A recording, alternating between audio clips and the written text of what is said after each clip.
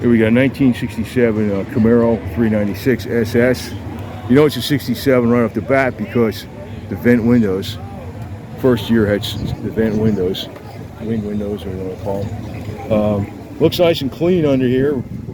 Looks pretty much, I don't know what's inside the engine, but I mean, appearance-wise from the outside looks pretty much stock.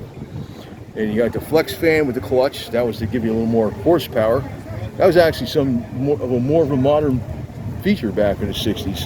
You didn't have the electric fan, but you had the flex fan, so it would flatten out at a higher RPM, and the clutch was so the engine would react faster. It'd be less drag if you stomped on it.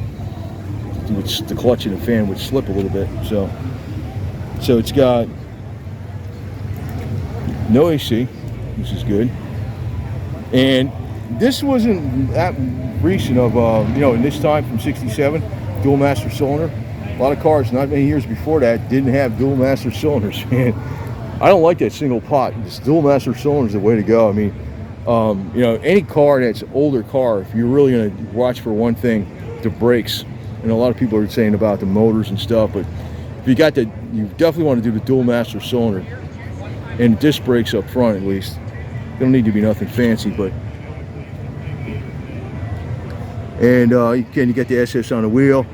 This is a nice seat setup too, because you got your buckets, but it's a full bench seat at the same time with an armrest.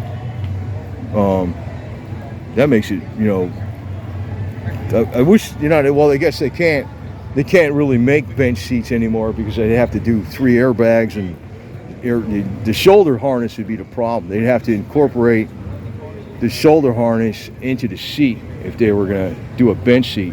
Like on the convertibles, they have what do you call it? The shoulder harness incorporated in the seat. So sometimes you'll see they grab for custom cars if they want to put new seats in it, like not being original, and they want to have shoulder harness on it. They'll go get a Sebring convertible seat because it has a shoulder harness up in the seat. So today, if you try to make bench seats in the modern cars, you'd have to put the 3 airbags, do something fancy with the shoulder harnesses, and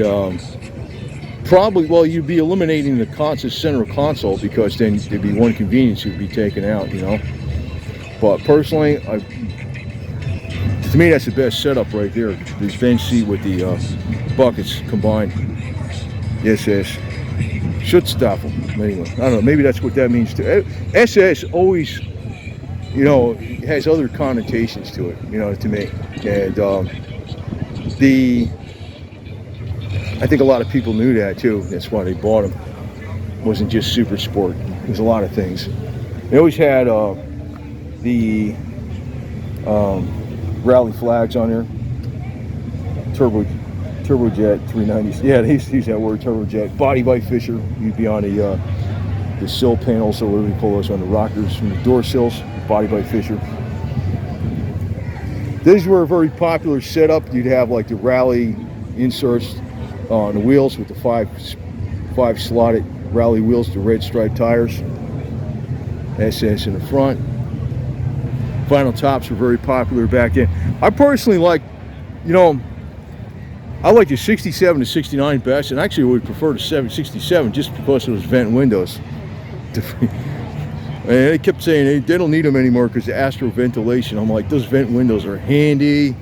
You don't need air conditioning with vent windows, man. Not at all. Even if it's raining out, you can pop that window open. You're not going to get much rain in. When you can still get a lot of cool air. So, looks like everything in here is like really done up meticulously. Got a little light here too. That's cool. The light to see what's going on. You notice the distributors in the back, which sometimes people say that's a pain to get at, but they got the little window on that distributor right there.